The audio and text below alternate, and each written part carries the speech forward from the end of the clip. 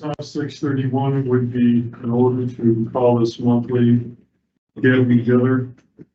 First order, stick look here. Agenda is roll call. You see, we have 1, 2, 3, 4, 5. It's missing. Gamma. Comma and, That's it. There's 6 of us. oh, there's 6? So No, there's only Gamma missing. we have 1 youth and governance, is that correct? Yeah, Okay. I'm sorry, what is your name? Andrew, sort of. Nice to meet you. Glad you're here this evening. Thank you for coming. And we have another youth and governance that's not here in attendance, is that correct? Correct. I did not hear from you though. Okay. Are you the liaison? Yes, No, sir. yes, we. Citizens. She was out. Okay. Citizens comments. Do we have any citizens in the room that would like to make a comment? If you have, need to do so, 5 minutes is supported to your presentation. Citizens comments, going once, going twice. Citizens comments are closed. Approval of the previous minutes. Have the members of the committee had a chance to read the previous minutes? If so, I encourage. Motion to approve. Belton, Second. second. Supervisor Decker. All those in favor say aye. Please let the record show the supervisor comment is in attendance 6:32 this evening. Pleasure to meet. Chairman comments, supervisor comments, youth governance comments. My comments revolve mainly around scheduling. It's my understanding the 20th of next month, which is a Monday, we will have our budget approval for public works, public review, I should say, and possible approval. And what other comes to mind? The other thing comes to mind is we probably want to have a regularly scheduled public works meeting next month. Unless something pressing were to come up, if we need to do something else, but probably that one meeting in a month will suffice. So that would be the 20th of October, 6 p.m. Here is built. Scheduling standpoint, please. But make yourself available for that as it is. One of the more important things we do is, Are we having food? I don't know. That's good. That's good. Yeah. Traditionally, we don't. I will spring for desserts. So we're having food. We're having desserts. Yeah. Well, it's food. Even better. So that concludes my comments for the time being. Any of the supervisors would like to make a comment? Supervisor Velson. I am excited to let everyone know that we are working with, the Kemper Center Board is working with UW Parkside and with Carthage College. They're going to put together plans to use the observatory in classroom at Kemper. So we're starting that up again.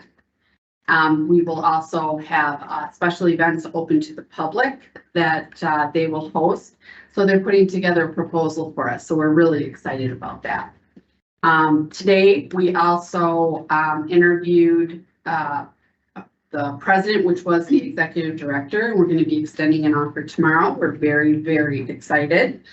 And we also will be extending an offer for an admin at Kemper. So we've got a lot of things in the works and we're looking really forward to it, especially the observatory. That's a big deal. That's all I have. Supervisor Meadows. 2 Saturdays ago, I went and volunteered at the Pike River cleanup. I don't know how many of you were able to go to that, but there was a huge turnout. I think way more people than they expected. I think you were probably there. I don't know. I wasn't there. You were not there. Okay. But there were Typically I am, but I wasn't. there were a lot of people there, a lot of Carthage students, their sports programs all showed up. I brought 27 people from my church together. Oh, that's great. A bunch of, about a mile of highway south of Carthage. But it was a phenomenal turnout. Yeah. So well done.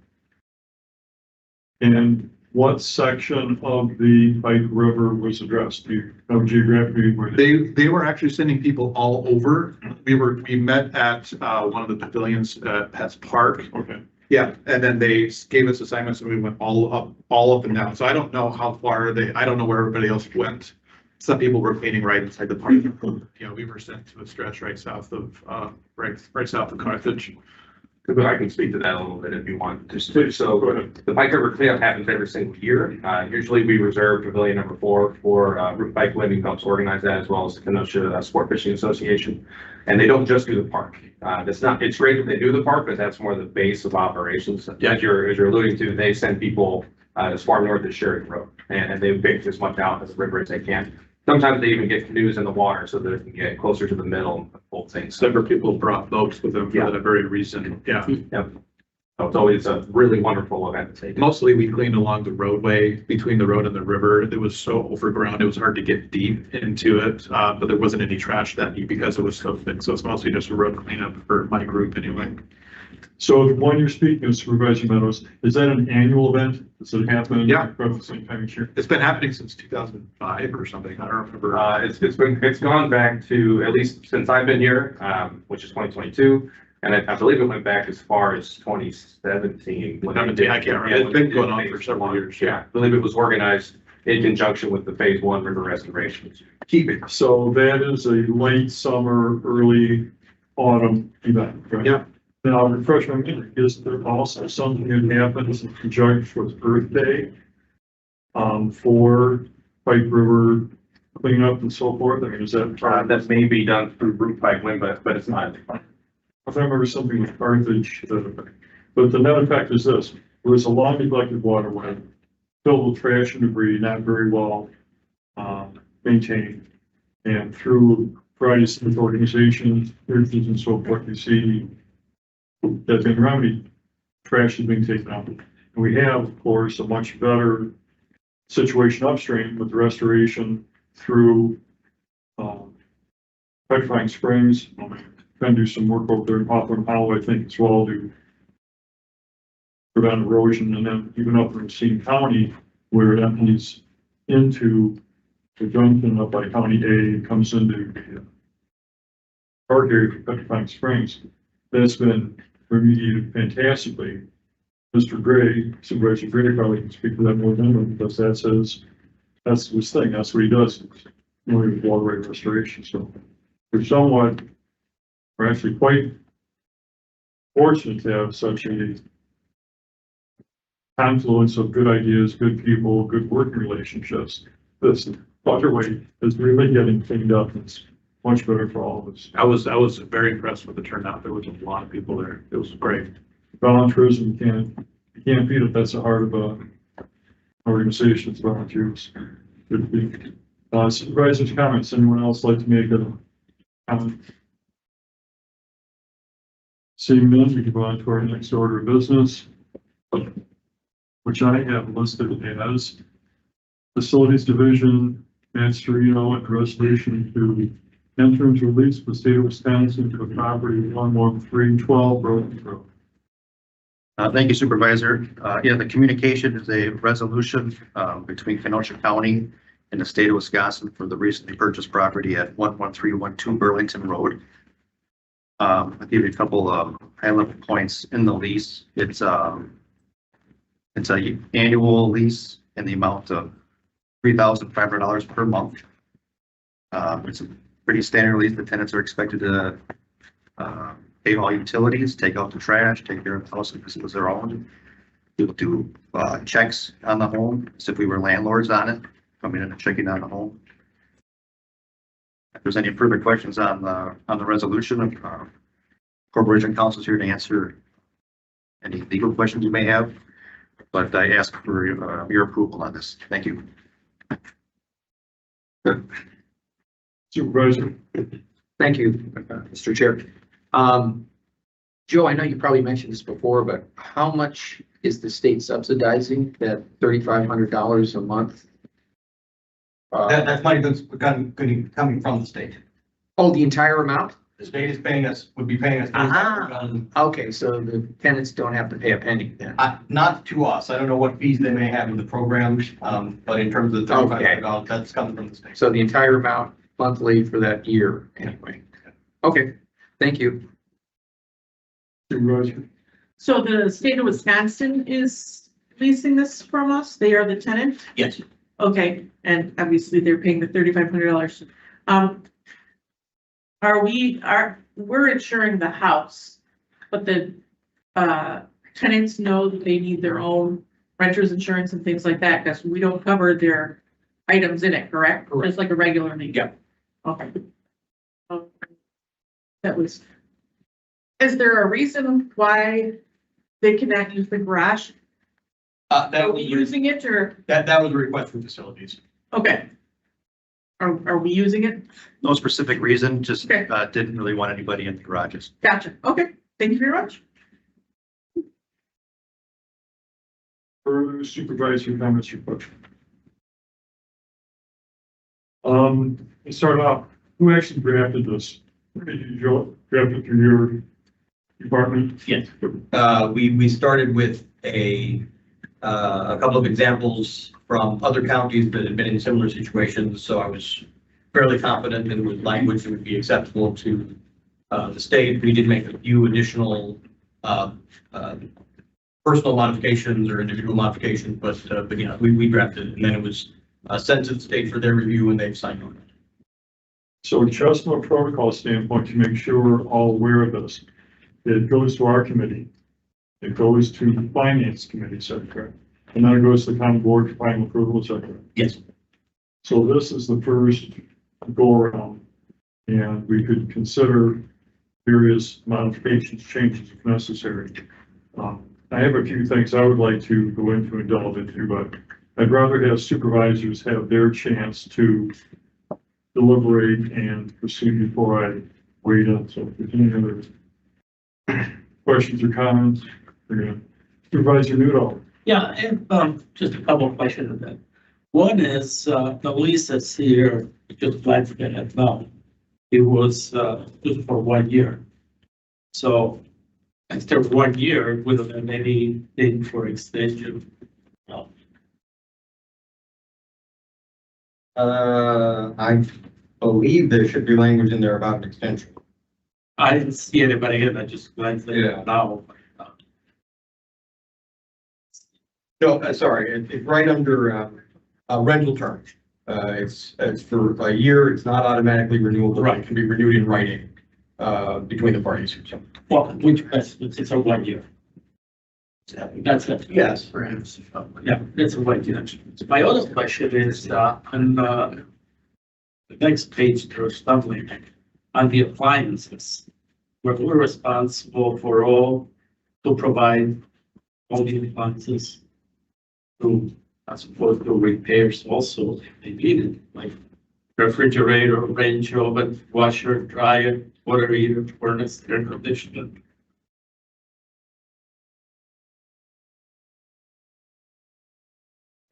So we're responsible, like the county is responsible. That was the landlord's responsibility. So you would have to buy refrigerator or, you know, whatever. I defer to Matt on this. I believe that some of those appliances came with the house. Some of them we already had in inventory from other properties. I believe there was only 1 or 2 things we were actually going to have to obtain. Is that correct, Matt? That's correct. The only thing we had to purchase was a refrigerator. Everything else we had. The water heater, furnace, and air conditioner are all brand new. And the whole. Previous owner put in. The water heater we replaced, but the furnace and AC are brand new. The previous owner did that. Us, The furnace and the air conditioner, yes. and the water heater, The water heater we replaced, it was, needed to be replaced. which we already did. Correct.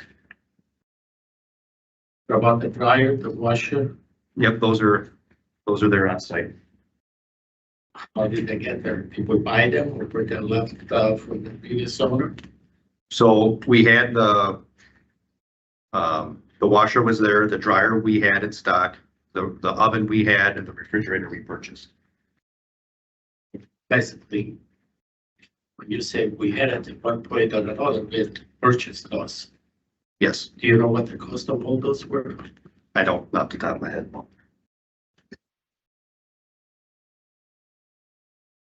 Okay, thank you. Further questions, comments? Supervisor. It might be in here, but I didn't catch it. Landscaping and snow removal, who does that? that tenant? Is that in there? I missed it. Tenant. Okay, sorry. We're good. In fact, oddly enough, I discovered that's considered part of the treatment, if you will, part of the treatment regimen is to Okay, have them do that sort of work around the property.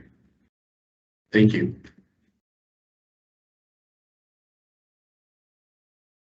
Anything else?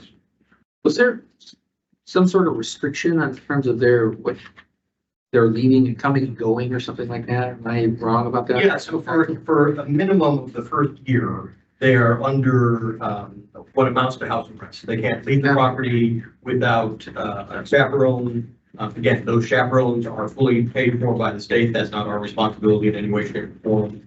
Additionally, they are on lifetime, GPS monitoring,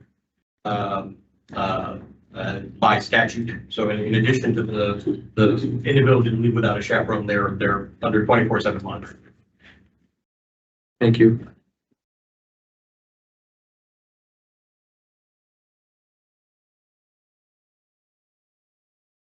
I'm good, sorry.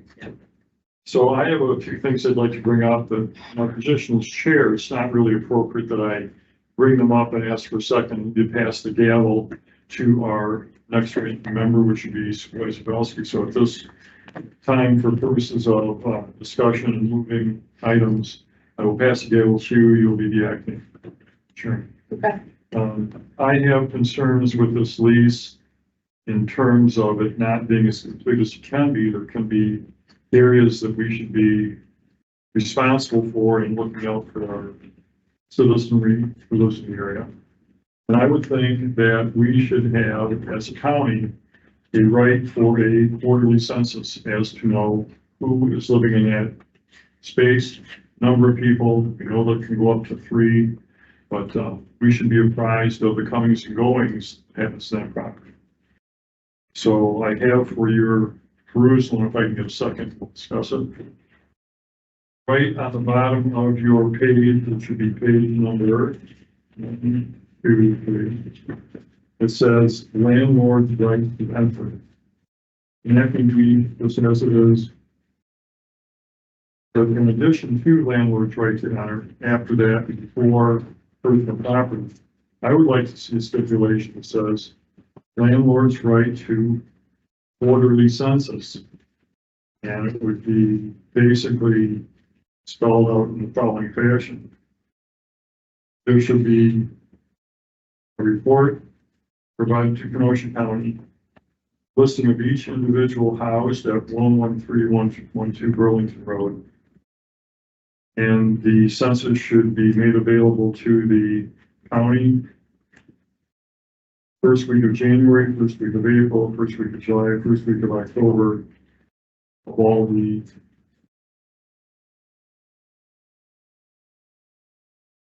lease terms, the year of the lease term that would be there. We have a motion. Do we have a second? I'll kind of get it for the sake of discussion. Sure. Okay, we have a motion and a second. Open for discussion. Yes. Joe, we only have 3 people that can live in this house, correct? That Right. ever at any time live in this There's house. 3 bedrooms, the lease specifies up to 3 people. And the state can't put people in there without letting us know. They're not gonna be able to change people out. There's a possibility somebody could leave it. If somebody completes the treatment program or somebody is revoked and goes back to more restrictive treatment, but I mean, they can't put anybody additional in there without us knowing.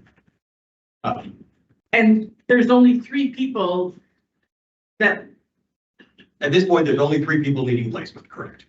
will need placement in Kenosha County. And it's not like the state can put someone that lived in Manitowoc County down here. They have to have lived in. But Kenosha by County law, by law. they're not, correct.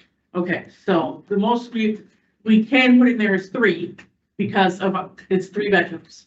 And the most we have at one time that we will have per the 980 sex offender or, law is 3. Any other 980 sex offenders coming out of the rehab house? There are none that I'm aware of in the pipeline, if you will. Okay. I believe I heard recently that there may be a new one, starting the commitment process, but we're talking someone, again, at the beginning. So it's not someone who's going to be getting out anytime soon, someone who is, the state has filed to place under, And it takes, they're under commitment at a home. typically for For like a decade. several years. Yes, Okay, yeah, before they would be considered for release. okay. And how do we know that the state will, even though it's not in writing here, they will let us know who's in there, who's coming and who's going?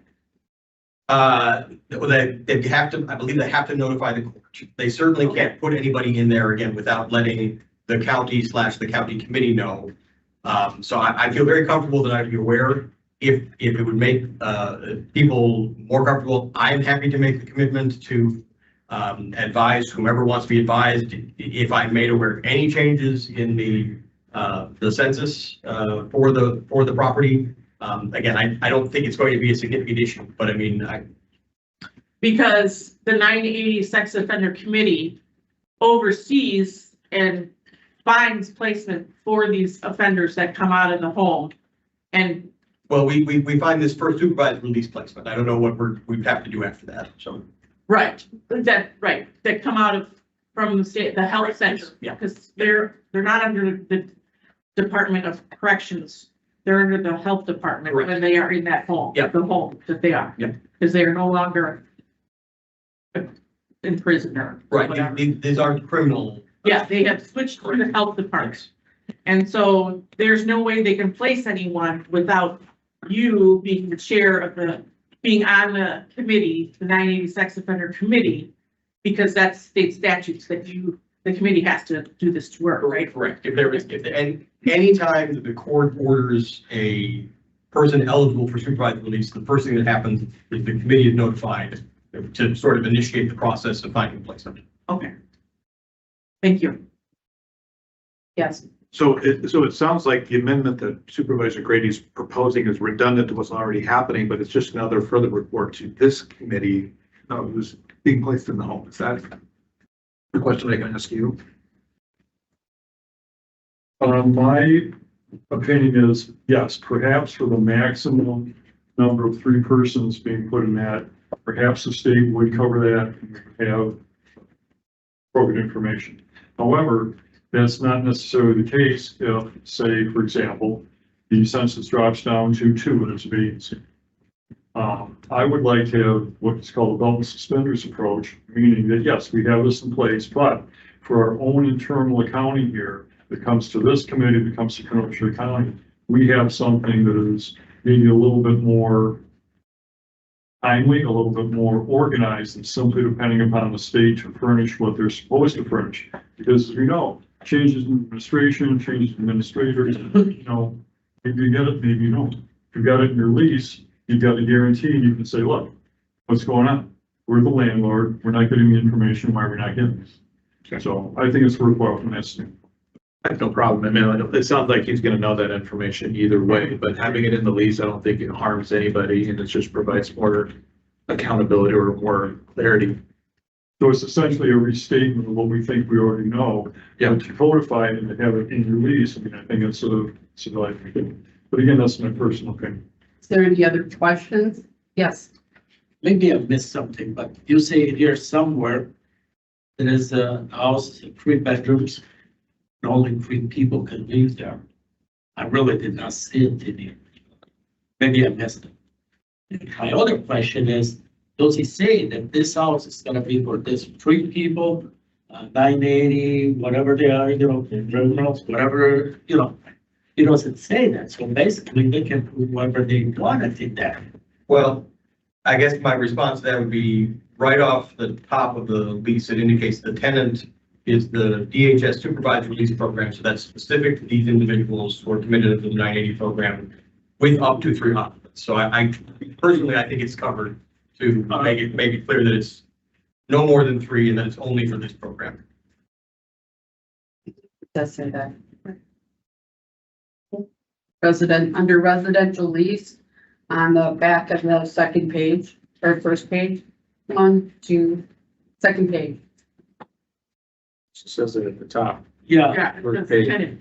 And Yeah, I got, okay, now I see that I did not see it, or that's why I said maybe I didn't skip.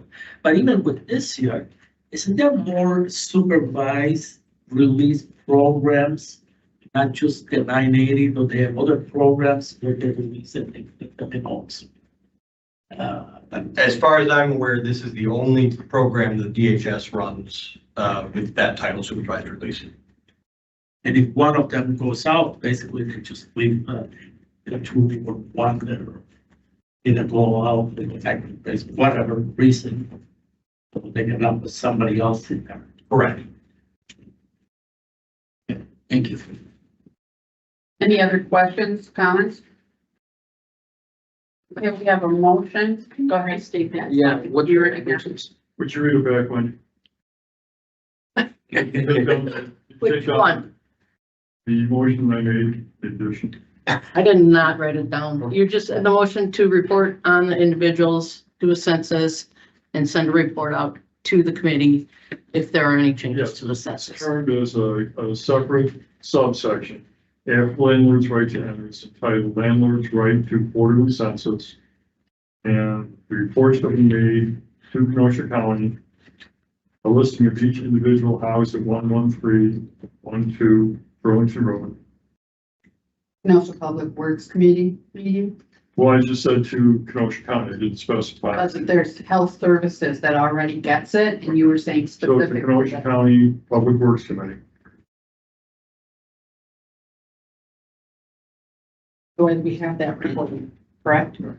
Through the health through. Well, through the 980. I mean, obviously the committee can do whatever it wants. As I point out, the state has already proved what you have in front of you, so I will have to run anything. I was but gonna say, if yeah, we make changes, then the state has to, we have to wait for the state to accept it, I mean, possibly decline it, and then bring it back here. I guess, Yeah. well, Especially, I'm just saying, because we're already getting that information through the 980 committee, sex offender committee, correct? So is it best just to request from this committee that Denver Council apprises of any census changes when he finds them out at his committee? Because the committee is the first step that knows after DHS, correct? yes. One of the first And again, steps. I'm certainly happy to make a commitment to report it to this committee, to the board, to whomever you want me to have it reported to. Send an email out to the board. I certainly can do that. So do you feel it needs to be, you want the motion to be in the lease? Yes, I'd like the motion to be in the lease for all to be able to see, and really if it's got some duplicity in it, there is no harm. Also, furthermore, to speak on this topic, we are the first committee to take a look at this. It's going to go before finance. They might have their particular slant on it. County board may have their particular slant on it as well. So why we feel that we have to act in some manner that does not give it time for full review, I don't see any. Are there any time constraints for council? Well, Judge. in as much as I've told the state that I anticipate this will be approved by the board on October 20, or whatever that second meeting in October is. I've provided that, or that assessment, I guess, to the state, that hope. I do know that the first hearing, I believe, is coming up at the end of this week, but I have with the state, and they indicated that both the state and the county were comfortable with the prospect of continuing to prepare the property for receipt of individuals even before the lease is done, so that we can sort of keep the whole process moving. And what is our timeline with the judge? So like I said, the first hearing that's coming up is later this week. I'll be honest, we've not been at this point before, so I don't know for sure, but I'm assuming that if the court approves the placement, then it will probably be, I would guess they'll give the state some period of time to finish all the preparations. I guess it'd be 30 days, but I don't know that for sure. I'll make a comment. So according to what I'm understanding now, if all goes according to plan and the state is forthcoming and we get the reporting from the agency, great. it's a wonderful day, everyone's happy. If they don't, I think that's why you have it in the lease, because you actually have some teeth and you can go back to the state, to the courts, whatever, and say, look, you're not living up to your expectation here. We have this in writing and we're not happy with the way this is turning out. So I think it's leverage that if you don't have it in your lease, you forego some of your ability to monitor the situation. We have your information. I'll be a devil's advocate before I call on you guys. I don't believe that the lease will reinforce that because I believe that DHS has a responsibility to report to the environmental health services of any changes with the sex predator committee and sex offender committee. And that is the reporting structure that we currently have in place with the state. So I don't see whereas anything in the lease is going to reinforce what's required by law at this time. Call on Supervisor Gray. Pretty much what you said. Okay, so let's say it's in the lease and let's say they don't do it. Okay, he can't evict because we're backed into this corner. No, we can't. We have to find them a new house before. Yeah. Right. So I think we're creating more trouble than what's there. I mean, there already are programs for us to understand what's there. And again, let's say what are they gonna say? Here's a list of the new person. What are we gonna say? We don't like them? I mean, what does that get us?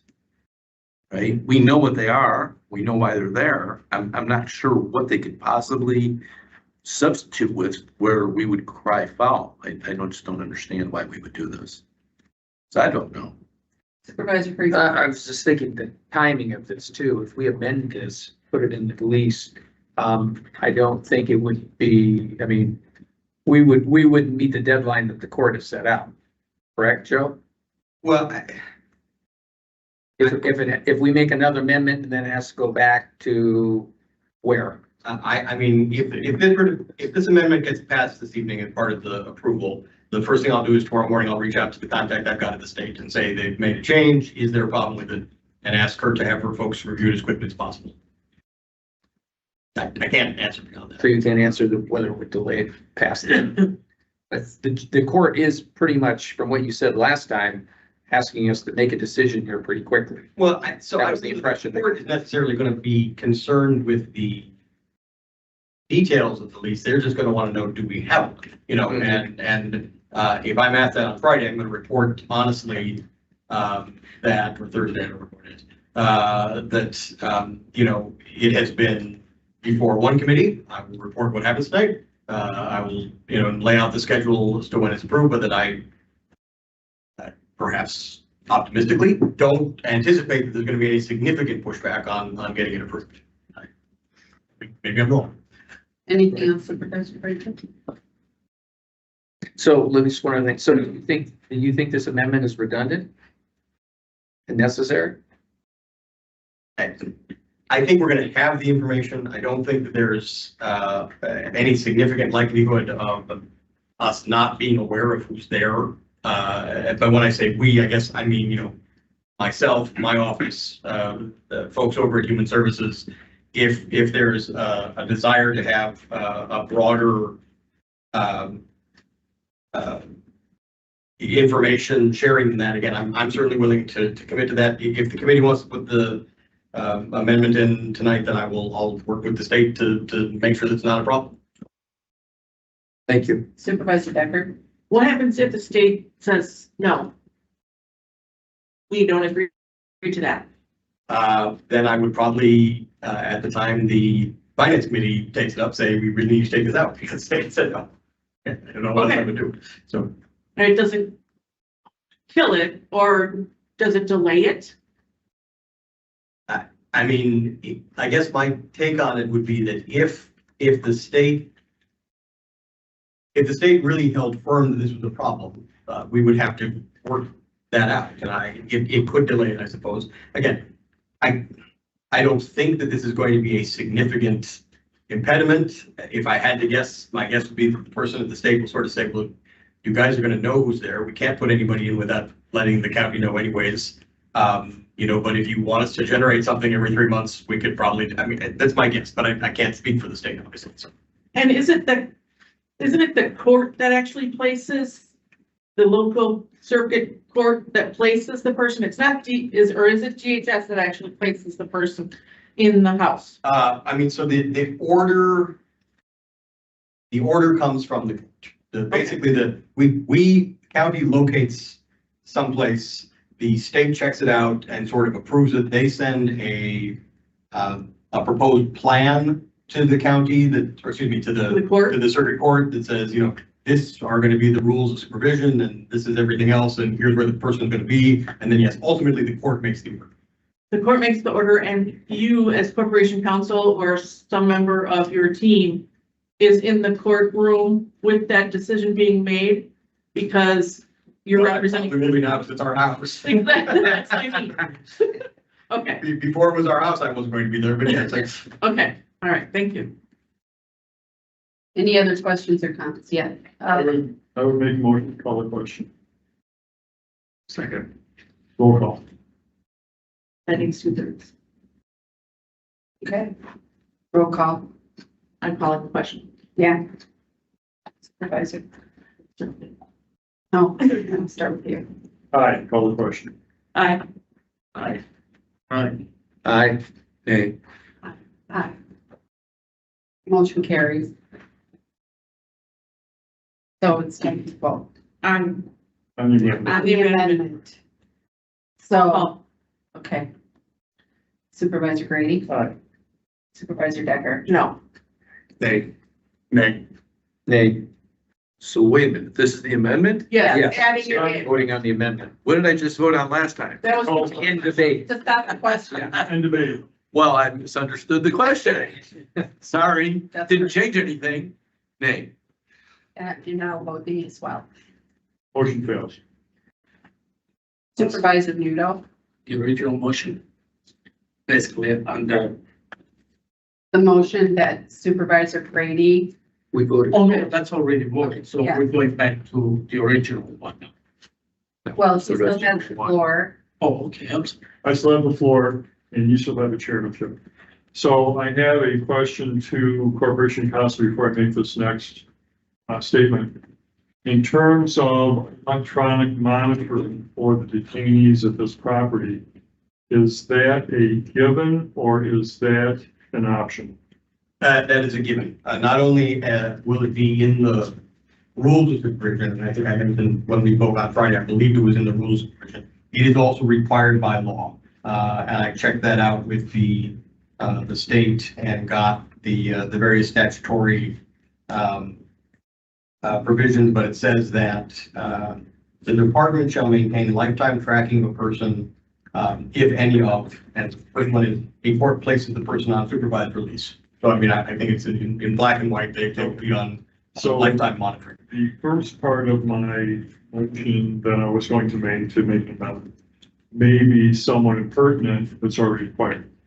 The second part that I was going to bring up, and I will do it for the sake of this meeting right here, would be that if there were any lapses in the electronic monitoring, Kenosha County Public Works director is notified within a certain time period, 24 hours. In events that would occur. So I will make a motion to have that being a subheading saying electronic monitoring, that the state is hereby agrees to provide Kenosha County Public Works Department notification should any deficit in detainees electronic monitoring occur, such notice within 24 hours of occurrence. Is there a second? Second. Okay, it's open for discussion. Comments, concerns, Supervisor Decker? Joe, do you know who does the electronic monitoring? I believe it's done through the Department of Corrections, but I don't know that. I believe it's handled by the same people in probation and parole that would do it for other folks on electronic.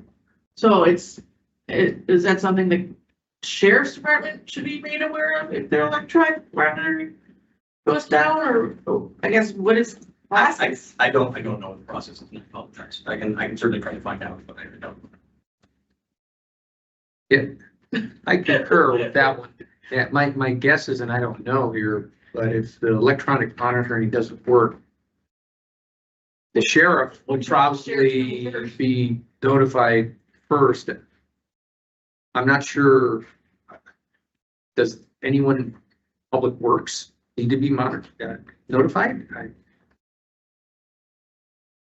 I would advise, What will Shelley do? She gets denied. The look on her face says something. I'm not. Oh. because Public Works is technically the landlord. Yes, Technically right. responsible for it. So definitely would be on it. Also, Sheriff's Department would be notified in the same 24-hour period. Reflect the modification to state that. And if no one else wishes to speak, I'll speak on the amendment that I'm proposing. On this same topic we're on, Same topic, right? go ahead. You have to understand that there are residences located not that far from this particular place we're presenting here on 11312 Burlington Road. We're also like next to a large commercial establishment, which is a truck stop, convenience store, fuel depot, whatever you want to call it. And I think that ideally, although detainees should be staying within their purview, there always is the possibility that might not happen, either with or without electronic surveillance. So the idea that we're at least requesting to know if there's any security breaches is well within our purview as a county, as a landlord, and that's the purpose of this meeting. Yield the floor. Any discussion? Supervisor Gray. What would we do with that information? We would just be apprised that there'd been a breach in it. And we could actually keep a score, keep a record, okay, on this date you had a breach, on this date you had a breach, on this date you had a breach, and it would keep us at least in the loop. This committee. This committee as well as Sheriff's Department. Is it a given that the sheriff's department already receives it, but that hasn't been established?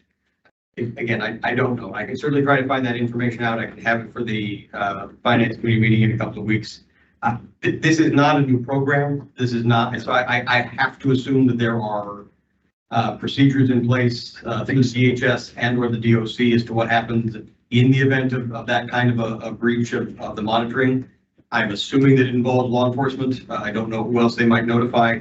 Again, I can certainly try and get that information, you know, and go from there. And again, if the committee wishes to put this in tonight, then certainly I will reach out to the state tomorrow and advise them.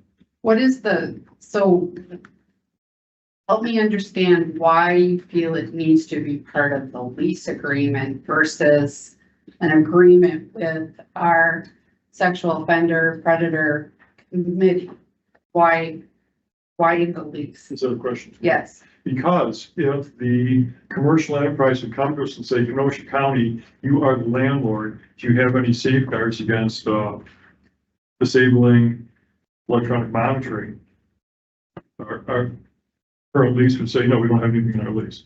If the residents on that stretch of the road would say, Kenosha County, you are the landlord, you have the detainees here, do you have any safeguards against electronic monitoring not being functioning? But we would have responsibility for the electronic monitoring, and we're renting a house. And you can look at it that way. You can pass the buck. You can say, well, it's really up to the Department of, enforcement. It's really up to this group. It's up to that. We're the land. Buck's got to stop something. So that's my opinion. And if a person were to ask me, do you have that in your lease? I would say, yes, we have that in our lease, and at least we have some. Is it actionable? I mean, we're more or less saying, no, they just reported it to us. So it's not actionable as a lease. It's just a statement that says we want to know. You and Dan, vice chair. Okay. And if we are notified, does that make us liable, right, as the landlord? Versus if only GHS knows this, they're the ones that know it. And are accountable. Mr. Buck. Comments, questions? Now we'll bring it to a roll call vote. On the amendment that we will add, Well, first of all, let's do protocol first. I'll move to call the question. You don't have to call the question. To end the No one meeting. else has questions. nobody else said, Okay. raise their hand. So, let's do roll call, and it's on the, adding an amendment that states that the Public Works Committee and the Sheriff's Department will be notified if electronic monitoring fails, essentially. What constitutes a failure? Sorry, I'm just, you're using the word fails. Monitor's not working. For how long?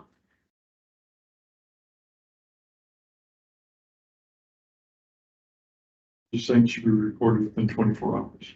If it fails. It's not functional. Okay, we're doing a roll call. Supervisor. Supervisor Decker. No. Ray. Nay. No. Motion amendment fails. Supervisor Grady, do you have? Those are the end of my proposed amendments. I would now appreciate being able to pass back and carry on with our lease. There you go. So if we're taking a look at the lease that we have presented to us, are there any other supervisors that want to have a question or comment regarding this lease? Sorry. Supervisor Rudo. I just want to make a comment. From where I can see there's a lot of questions. Yep. When we purchased this house, at least I had a lot of questions, what are the notes and everything. It seems like it's gonna be the same way with this lease. And it seems that everything is always postponed, pushed back to the last minute. So they can shut it down on trot and do whatever they please. So the other thing that we should not forget, in October, we're gonna have our budget. I'm not really sure what the finance dates are. But, finance is gonna affect this. It's gonna affect the budget. And it's gonna be another question. I think this, all these questions should be resolved prior to any votes are taken care of, sent to the county board. That's what I'm done. Very well. Anything further? I'm done. Thank you. Any other committee members wishing to have a comment on this particular part of the resolution? Seeing none, all those in favor say aye. Aye. Opposed, same sign. Did someone move it? No. Second? Yeah. What do we? Yeah, we have to move I mean, it as, yeah. as presented. I make a motion to approve the lease as a resolution about the lease as presented. Very well. Supervisor Decker makes a motion to approve the lease as presented. Do we have a second? Supervisor Gonner. Further discussion? All those in favor say aye. Aye. Opposed, same sign. Motion carries unanimously. Thank you. Now for your division report, Matt. And thank you, Supervisor. Just a few updates to the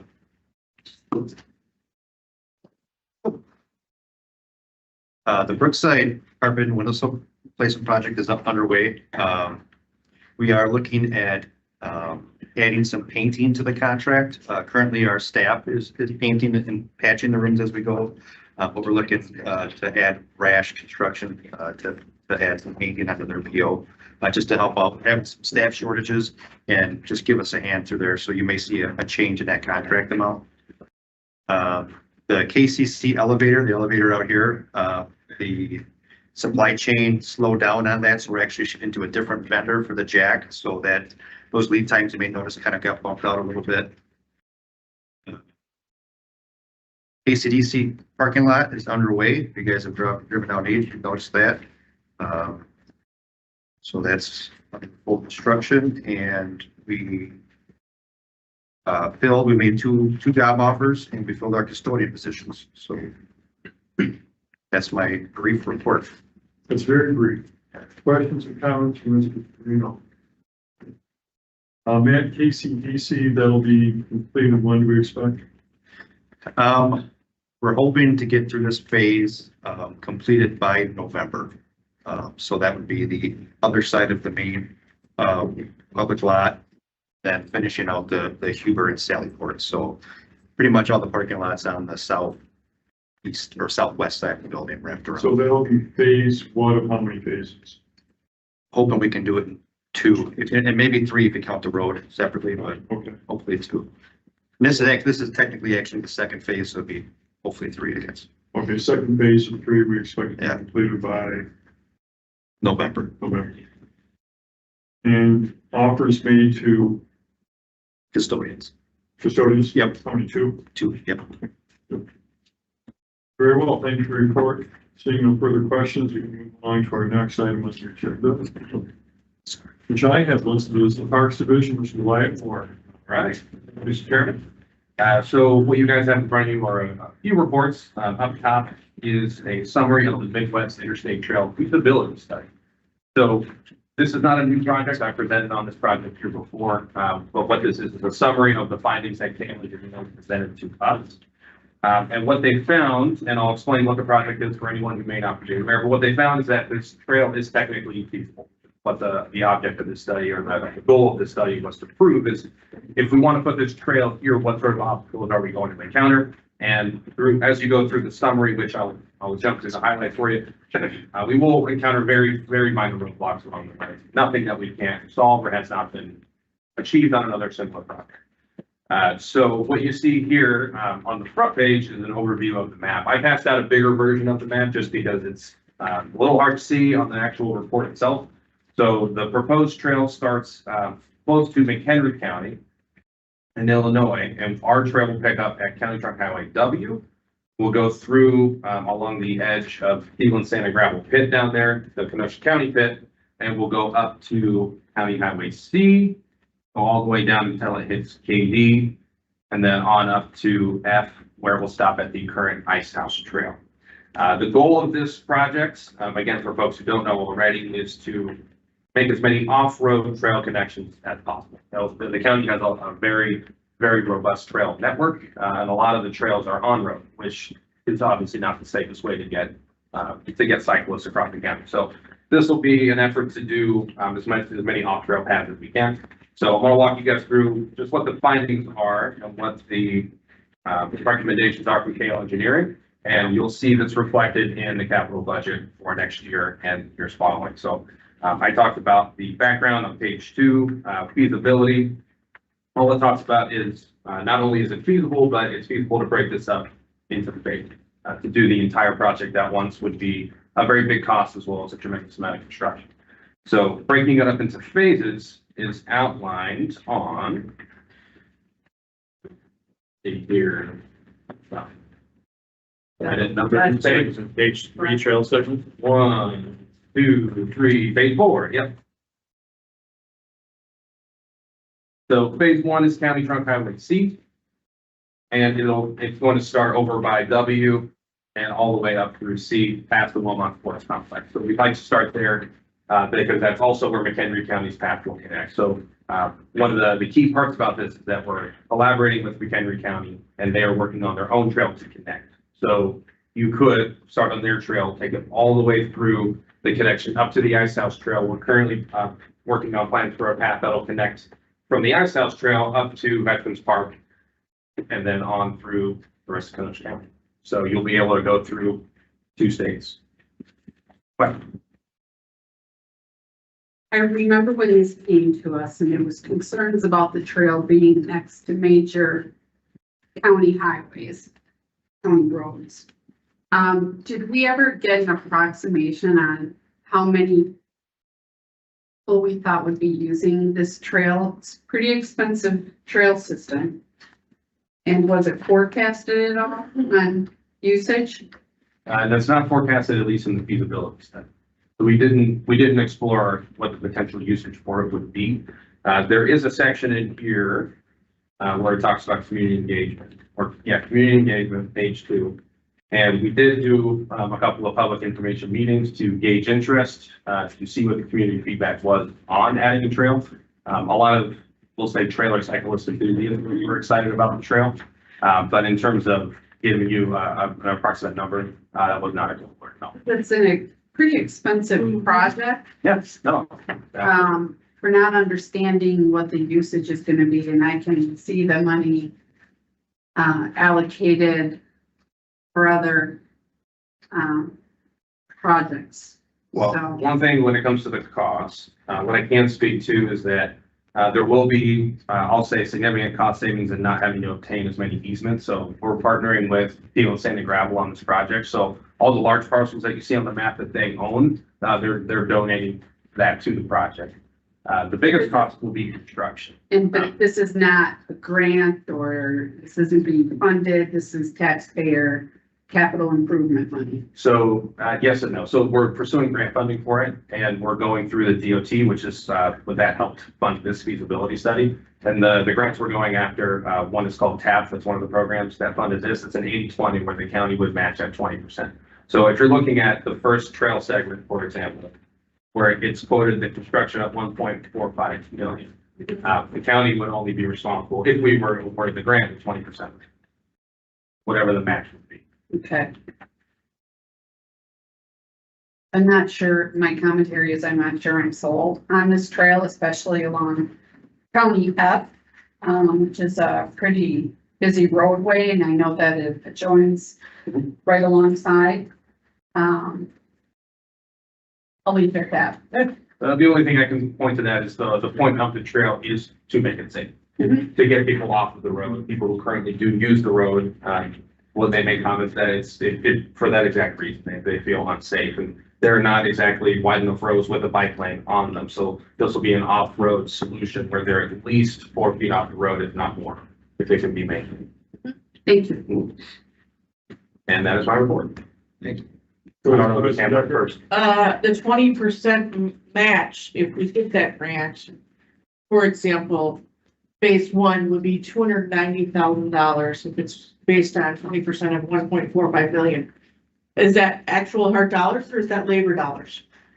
No, that's our dollars. So that is an estimate. Now, these are, of course, we haven't done design yet. So once we do design, we'll have much more firm numbers. So this is just an estimate, but in terms of the estimate, that would be full construction. That would be labor, that would be materials, going through a contract. He would bid this out. Okay, we would bid this out.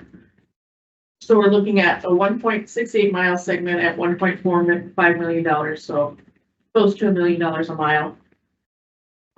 Then we have a 0.62 mile segment that's gonna be $880,000. A 1.6 mile trail for 2.88 million. Now that part there is an alternative to the phase 3, the 2.88. So there's two options. Option 1, a little less invasive, a lot more direct, is the one that we're recommending. But we were exploring just different options. If someone, either this committee or someone along the way wanted it to go a different direction, that would be the alternative. So it'd be either $880,000 at 0.62 miles or 2.88 million for 1.63 miles, Correct. correct? Correct.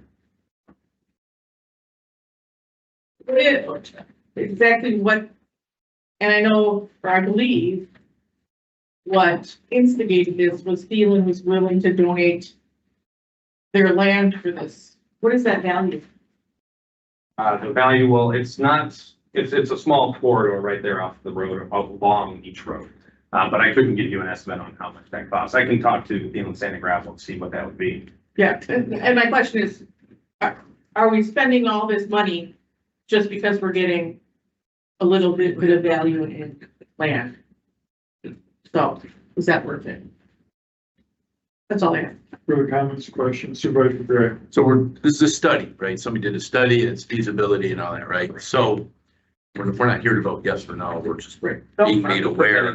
But if there was interest in such a thing, what would be your estimate of the time span for complete implementation? I'm glad you asked. Okay, Yeah. I can't have my glasses on. so I can't. And I guess I'll add one other comment, and something I said earlier when you and I were talking about such things. I'll digress for just a minute. I was the president of a land conservancy in Illinois, and I was shocked when D.R. Horton Home Builders became a major donor to our land conservancy, which is very counterintuitive. I'm like, something does not smell right with this offer. I'm pretty sure somebody made a mistake. Why would a home builder and developer want to be contributing to a land conservancy? And so, being fairly direct, I asked that question. And the response was the number one amenity that people are looking for in homes is not a 2.5 car garage or side-by-side refrigerator or skylights or storm doors. It's access to trails, number one. And so I'm a big fan of trails. I think it adds to quality of life. But Supervisor Belsky and Supervisor Decker's comments, you know, some understanding of the cost per, right? What is that? And I think that's going to be an important part of this moving forward. Further comments by committee members? This is something I requested. It's been in the works for a number of years, ever since Thalen decided that they wanted to be an active partner in this. And the thought pattern was, can this work between connection corridor between Henry County and Kenosha County? Is it worthwhile to do it? So it's a feasibility study at this point. What do we have in the 2026 budget for this? We have Will be for design for phase one. okay. Yep. And that is the amount of how much? I don't have it in front of me. But 550,000 with revenue of 440. That's for design and feasibility. Not for feasibility, just for design of phase one. Gotcha. Design specifications so that we can go out and bid. Okay. Thank you for the report. That means information you need to know in terms of the data here. But I take some of our supervisors' comments to heart in the sense that if we're doing this, do we really have enough safety measures off-road wise adjacent to the road, so we're not going to be competing with traffic and have any unsafe situations? So, I mean, is that something you have a handle on? Do we have to wait for the design page to come through, or can you speak to that? It's explored in the feasibility study. So there's sections where we're getting as far off the road as we can. There's even some areas where we're exploring tree plantings, so that for major intersections specifically, if we're looking over by E and KD, putting trees along the corner. So that way, if there's any vehicles that veer off the road, for example, that they'll be a little safer. And this whole thing, it appears to be, would rather be somewhat of a lengthy process, many years, maybe better part of a decade perhaps, to actually do this. So Yep. that's what we're going to jump into and do in the immediate future. It's just for committee's info.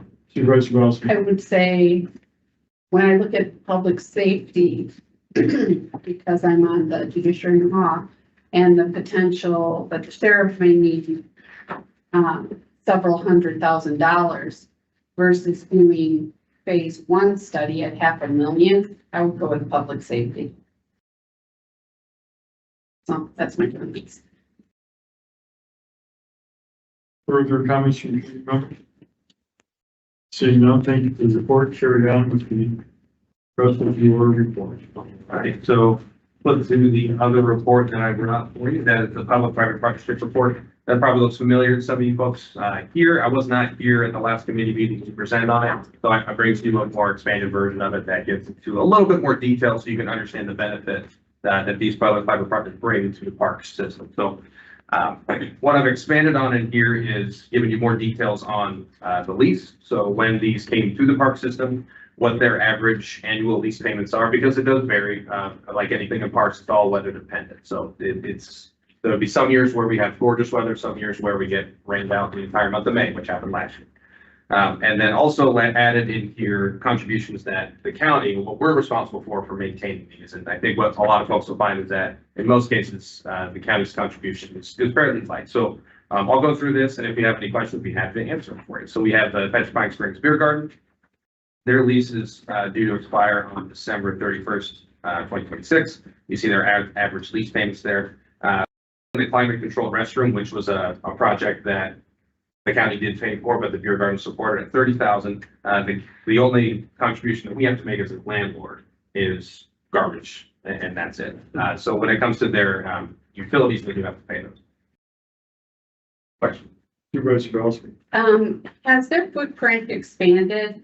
It seems like their footprint has gotten larger than the original lease, especially to the north. No, their footprint is not expanded based on what's on the lease. There's an appendix at the bottom of their lease that explains what their footprint is. So in terms of what is theirs, they're responsible for anything inside that split rail fence. Okay, and then also, it seems that, I'm speaking on behalf of Kemper and doing an RFP for Kemper. I'd like to see RFPs for all of these partnerships as their leases come, up for renewal, not just a simple lease renewal, but let's put out an RFP and see if there's others that might be interested or do a better job. You're suggesting when we come to the end of these to go out to RFP again? Yes, I am, for all of them. If we're gonna do RFP for one, we should do RFP for all. Well, typically, when we come to the end of a contract, the reason it's baked into the contract that we have the option to renew is if the relationship has been beneficial and no hiccups. There's clauses in there for a termination of the contract or an option not to renew. Usually, we only pursue that if they're not holding up their part of the agreement. So it would be uncommon for us to do that just to do it. But I see what your point is. I guess I'm not sure where to go. I'm just saying on the record that if we're doing an RFP for one partnership, we should do it for all. So that's my statement. I don't believe we did RFPs for the beer garden No, or Boundless Adventures to begin with, no, ever. Well, no, those would have went out. Those would have been a request for proposal, would it not? I wasn't here for. no, I don't think I don't they think did. they did. They were just, an agreement, memorandum of understanding kind of deal. So, Oh, yeah, that would be news to me. right, well, it was before your time. Yeah. And before Shelley's time. All right. Moving on to Boundless Adventures. So, there's this their agreement is a little unique. They have a 10-year agreement, so that's going to expire December 31st, 2028. And then same thing here, we are working with, and by same thing here, I'm referring to the county contributions, zero cost to the county. They pay their own utilities, and any improvements that they've made, they have paid it for in terms of the cost of it. We have partnered with them on some oak wilt tree removal, that we determined not to be any cost of their own. So we are splitting that savings that's within their footprint. So we did that last year. And our arborist, Jordan Myers, who's also our park superintendent, is walking the site to see which of those need to come out. We just want to remove the oak wilt before it spreads to any other part of the park. So the 8,400, is that with the cost of, I'm a little confused, Okay, of the oak wilt tree removal? Is that what it cost, 8,000? that was just our contribution. So that was ours and their contribution was 66.7? Correct. Okay. Alrighty. And then we have on the back, these ones, their annual, you'll notice their annual lease payments do not have, close in terms of the ballpark for the beer garden or Boundless Adventures, but we have the Flip Flops concession stand. We paid for the kitchen refurbishments up top, so for it to function as a kitchen, so that, the county contributions, that's at $959.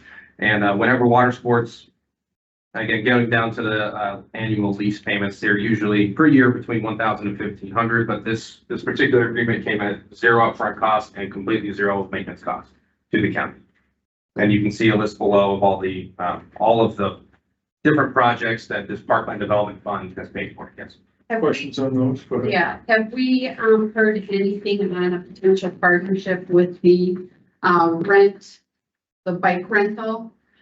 They will be placed at, Kemper. They're still trying to find their sponsorships. Oh, okay, So they haven't gotten the funds to put in a bike rack yet. so that's a potential partnership then as well. That's already under contract with planning and development. Okay. So it's not under Wyatt's purview, but if you need more information on that, Oh, I was just wondering, Yeah. but if that's where it falls, okay, thank you. What it comes down to is they've not found sponsorship funding to go through with it. So it's approved and it's ready to go, but they have to do their end of it. Sure. Okay, And there's two sections of bike roads that are going to go in our parks, but I'm not a part of the agreement. So I asked our Parks Director to actually provide this informational sheet, not just the expense side, but also the revenue side, so you get your minds around collectively how we're doing in Kenosha County with these public-private partnerships. And the impetus for that is as you go forward, maybe looking at larger public-private partnerships.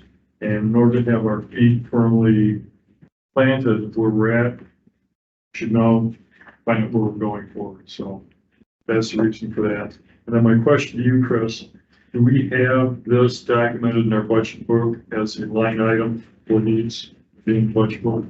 Yeah. There. So it could be Yeah. referred on. They're in our CIP every year. This goes into the Parkland Development Farming Project CIP. So I wanted that all in order before we go to budget, and we have this document. So that's the reason for that. Further, any questions about this particular aspect before we move on? Go ahead. Partnership with Old Settlers in Paddock Lake. What is up with that? It's about the potential beer garden. Yeah, That one is, at this point, it's up to the Village of Paddock Lake. okay, that's what I thought, but I was clear, making sure. Okay, thank you. And then the last thing that occurs to me before we leave off, Chris, we have a line item in our budget for dog parks as well. Correct. Okay, so again, relatively small, not a big thing, but again, everything should be accounted for, and we should know something. Carry on, Mike. All right. Well, that's the end of the public-private partner reports. If there are no more questions, I'll jump into my division. Okay, thank you. So the report, there's not many updates to what is written here. I can report that everything is moving on schedule with the estimated project here. So one's on the front, the Kemper Center Facility Condition Assessment, the bonus study. That one has been completed. It's just turned in. I'm in the process of reviewing that at the moment. Shelley is as well. So we'll be reporting that once we have a good summary of where that stands. Let's see, talked about the Midwest Interstate Trail. I'm sure a lot of you have seen over on Highway 50 by Old Settlers Park, playground has been removed. We're in the middle of an install on that one right now. If anyone who hasn't seen it yet, I do have 3D rendering here that you can take a look at if you'd like. But that one should be installed hopefully by the beginning of next month. So we'll be adding to the footprint. We had to expand a little bit. And whoever put that playground there to begin with, put all the utilities right underneath. So presented some challenges. It's hard. But we didn't hit any of them. So there you go. And then the other big one is Pike River Phase 3, my favorite topic. So all the riverbank work is done. Successfully complete. The new pedestrian bridge has been installed, and on Wednesday for pavement. So at this time, we should be able to be substantially complete with this project next month. A little bit ahead of schedule, which is phenomenal. So it's been a great project from beginning to end. I brought up a few exhibits. I didn't bring enough to pass around. If you haven't seen the bridge yet, it's great. It's great. We were able to connect it to the existing trail system at the back of the park, through into the beer garden. We moved the garbage can so you don't have to smell garbage when you walk across the bridge. Maybe it's that rusty tone too, is What's it that? staying that rusty tone or is it gonna? Yes, Okay. so that's actually intentional. It's supposed to, I know it looks rusty when you first look at it, and you touch it, your hand gets a little orange on there, but it will actually help prevent rust for a decade more than it normally would if we brought it out. It just shot my pants with it. Yeah, it did the same. I went out there with my clipboard and leaned over and went, oh, I forgot. So I can pass these around for anyone who wants to see them, but the native plantings on the FBS lists, those are already coming through. So for something that you think would take a while to come in, is already looking like it's going. So. Well, they are native, so they should grow well. I also. You're reading. Absolutely. So Pike River Phase 3 has been a phenomenal project, and we're just wrapping that up right now. Other than that, we are fully staffed. We're always looking for seasonal staff, of course, long-term maintenance, but I can confidently say we have a secure full-time staff at the moment. In fact, one of them is here right now. Mackenzie's our development coordinator, grant specialist. Wanted to come along for the journey today. All right. Any questions on the report? Cars are short-term seasonal is pretty much done at this point. Most of them are, yeah. Most of them finish right after Labor Day. We do keep some on so that we can continue to mow as it continues to grow. But as you can see with the leaves right now, that time is coming to an end pretty shortly here. So we keep mostly just our full-time staff with a handful of seasonals going into the winter time. Very well, thank you for your report. Any questions or comments from our committee members here? Seeing none, thank you so much. Thank you. Mr. Greg Bolt, Highway Division. All right, so kind of a 2025 report for the Highway Division. We completed the milling and paving project along County Trunk Highway B, as in boy, from State Highway 50 to JB. Replaced several culverts along County Trunk Highway E, just west of the village of Summers. And then we did a bunch of asphalt patching of those culverts along County Trunk Highway W, G, and E. After the culvert replaced, we were getting some concerns about those trenches there, so we did those soon thereafter. So those have all been completed. Also, our state crews have been doing concrete pavement patches along State Highway 50 east of County Trunk Highway. So that's kind of the projects. We are starting to slow up a little bit with the paving. We do have some paving projects still planned this year. They're smaller ones, so the major paving is done. But we will be doing some minor paving here and there. Typically, we try to be done paving middle of October to the end of October, so about a month left. Because it's at the middle of October, we start talking about that 4-letter S word and getting ready for that. Snow. The other 4 letters. And then, so equipment wise, obviously the bigger triaxle trucks are still difficult to get, but we are looking to get some hopefully in the second quarter of 2026. And then we do have all the 1-ton trucks that we ordered that were budgeted in 2025. Those all have been delivered on site. We weren't able to purchase them directly. We had to basically buy them off a lot because they canceled our order. So we were able to buy them, like different dealerships had what we needed, going through cooperative purchasing agreements and that kind of stuff, buying them off a lot. So 3 of those are in stock. We got a skid steer that's in service, and then a crash attenuator, which is a big crash cushion that goes on the back of a truck. That was delivered, that was in the budget, that's been delivered and being installed now, so that'll help our crews safe. Project wise, outside of that, the County Trunk Highway WG Bridge, which is down on the state line, just east of 45. That project is moving along smoothly. And then staffing wise, we did hire 3 new highway patrol workers. They started September 8th. A Dustin, a Justin, and a Coy, so I will mess them up, but we'll get there. So where we are now then is we have 3 open highway patrol workers, 1 mechanic, 1 civil engineer, which we had interviews last week for, and then there's 1 fleet and mechanic inventory specialist that'll be a budget revision being proposed to the 2026 budget. Supervisor Belsky. Have you received any reports or memorandum of understanding from the Department of Transportation regarding the Menominee Casino and Highway K? I have not received anything in quite some time. It's my understanding the city has received a memorandum of understanding that they have not released. I've been told that the Department of Transportation is requesting 3 lanes each way. I think it's imperative for us to get a copy of that memorandum of understanding between DOT and the Menominee Casino as it relates to County K. I know that there's some other roads that the state told the Menominee that they need to improve. I just want to make sure that our taxpayers are not paying for that development. That's all. Further supervisors, comments or questions? How long do we think the asphalt plants will be open? Through October, part of October? Yeah, typically asphalt plants they close right about deer hunting season, right? So right about that week of deer hunting is when they typically end up closing. You can sometimes get asphalt into early December. We're hoping not to go that far. We just want to be done. What do you think our paving schedule will be done by the end of October, or we still be pushing on? I think we'll be done. Right. We're looking at a schedule, looking at the weather, making sure that we're not getting caught in a position we don't want to be caught in. And you think our 1 tons will be, functional, 1 ton trucks will be functional about that 1 week? Give us a month, month and a half. Okay, so, Just one change in that, because of everything, they are white, they are not much like the other ones. So if you see some white ones with Kenosha County stickers on them, they are truly Kenosha County trucks. Not a white truck that put a Kenosha County sticker on it. So yes, they are white, supply chain, that kind of stuff. Those ones are white, so it's what we could get. further questions or comments for our Director of Highways? Seeing none, thank you for your report. We'll see you at budget time. Who's handling you from Martinelli's? Frank, he's off this week.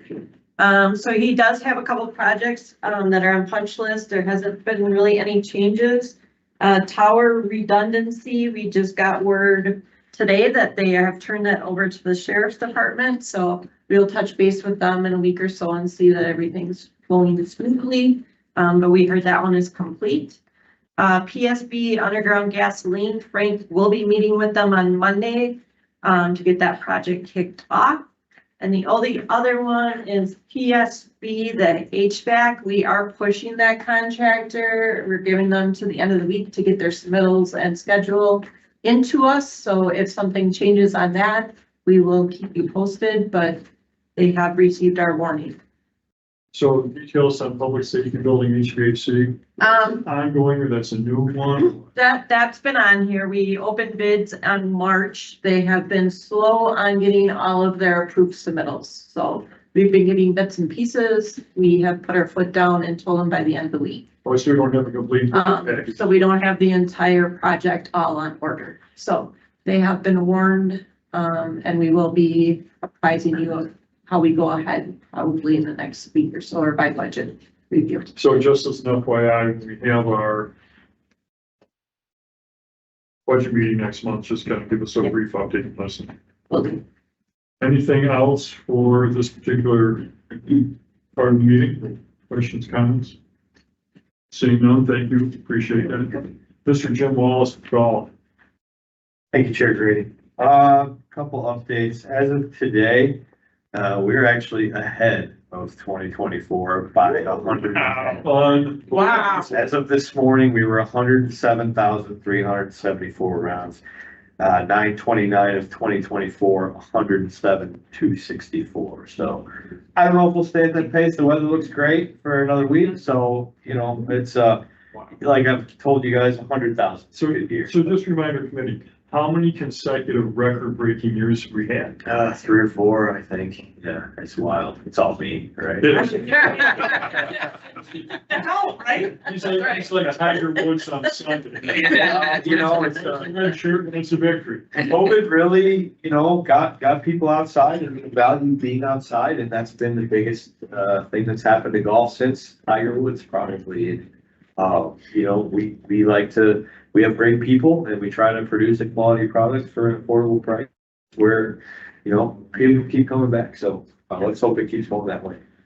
Staffing wise, we're adequate. You know, we've lost some short-term seasonals, our college students and high school students, and, you know, food and beverage is what really gets tight this time of year. But in a couple weeks, you know, things really start to drop off once you start to get off and stuff like that. So we're holding our own, we're doing well. A couple of project updates.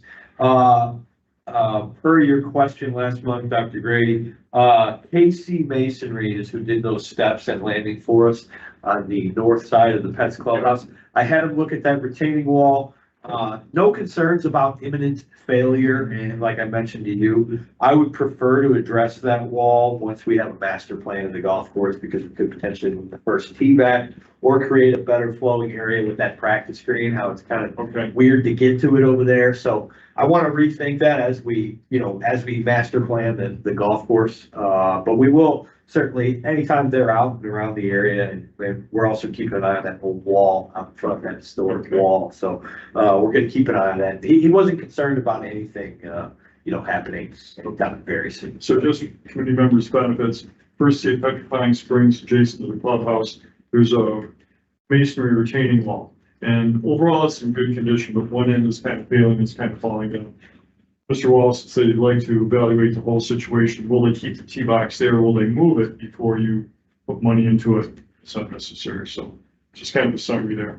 I'd kind of like to see that tee moved right to get people aiming away from the woods off the first tee. We did get bids in on the small paving project at Brightdale. Our low bid was $63,000 for that work to be performed here before the asphalt plant closes this fall.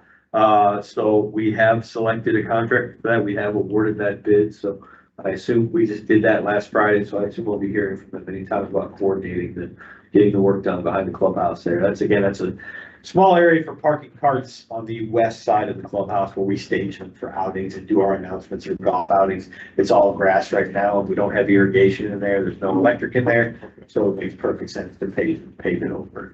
We did engineer it. It has geogrid and it's pretty sturdy because we come through there in the winter with trucks for tree work and stuff like that. So it seems like a lot for that, but it is, it's engineered to be very sturdy and lasts a long time.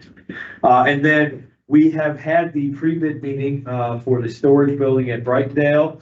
So right now we're, taking questions and bids are due October 9th. I actually got a call from a fire alarm contractor today. I told them I could not answer their question and they need to reach out to Matt Fleming in purchasing so that anytime questions are asked, we're not allowed to answer those questions. That has to be a fair process. So I assume that'll show up in the addendum.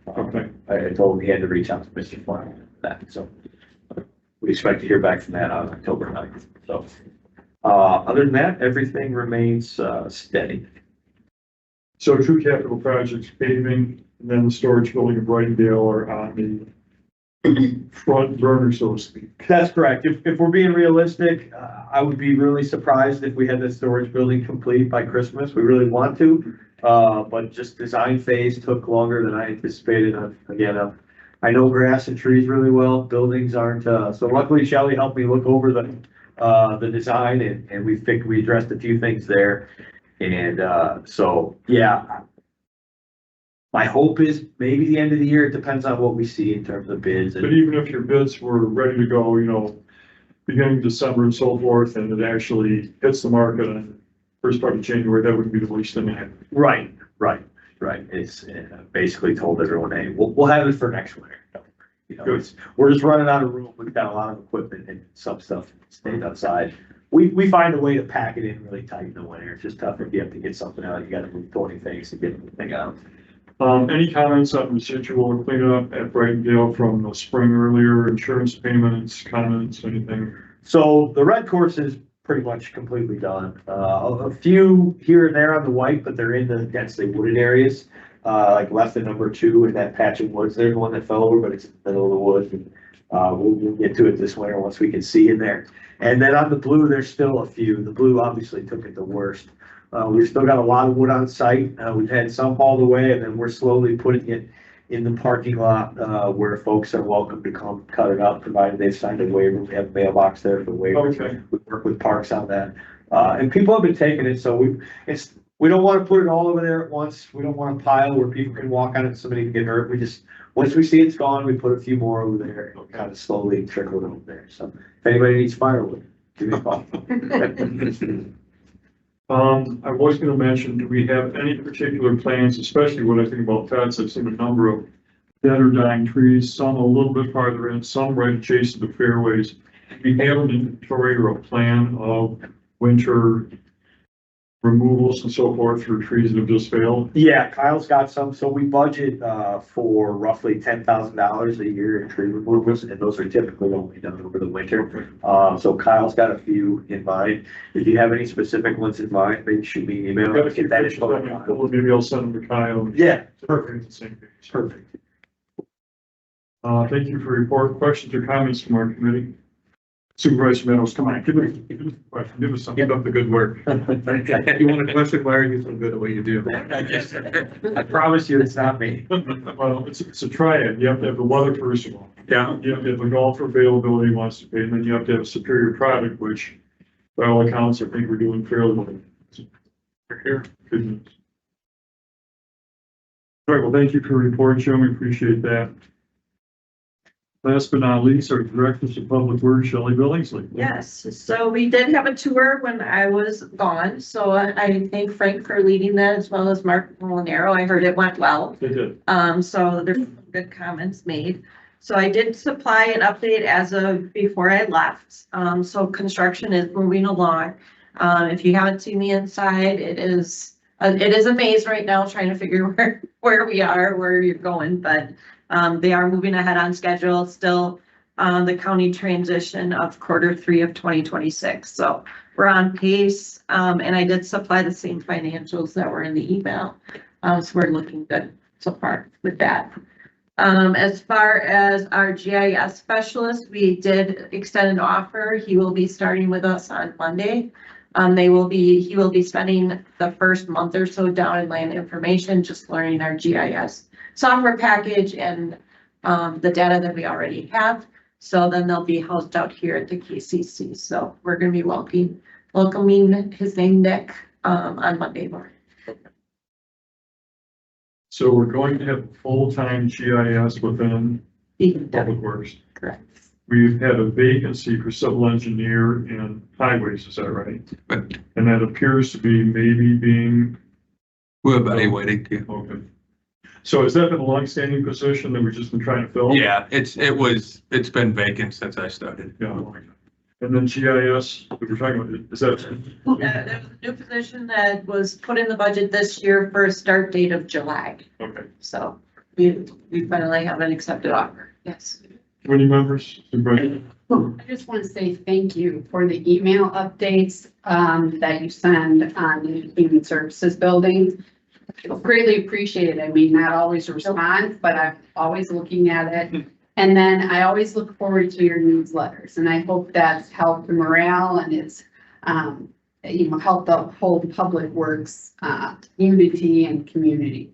So, thank you. You're welcome. Thank you. Further questions, comments, Supervisor? I am looking at the budget for the Human Services building and the contingency bar graph.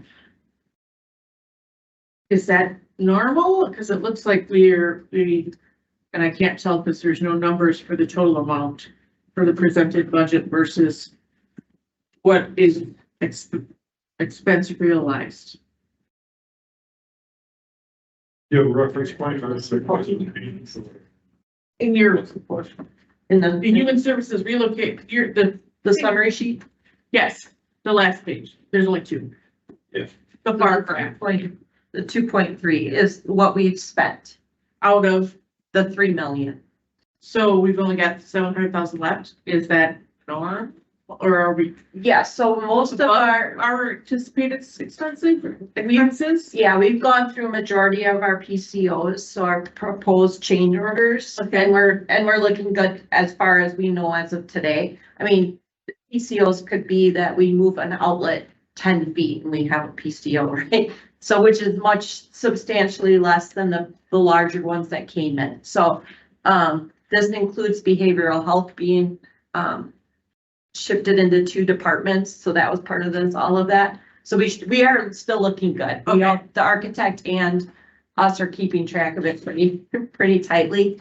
We do have some credits that'll be coming back as well. We're just waiting on those numbers. Okay. Some things that got added, but now we're removing, so we're waiting for those numbers. So this will change a little bit.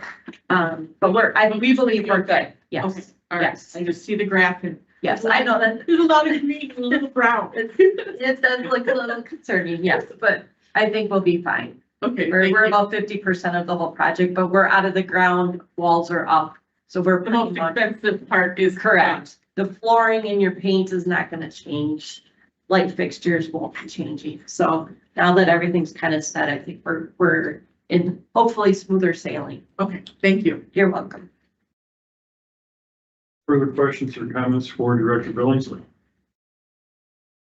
Seeing none, thank you for the report. I've obtained a motion to adjourn. Motion to adjourn. Second.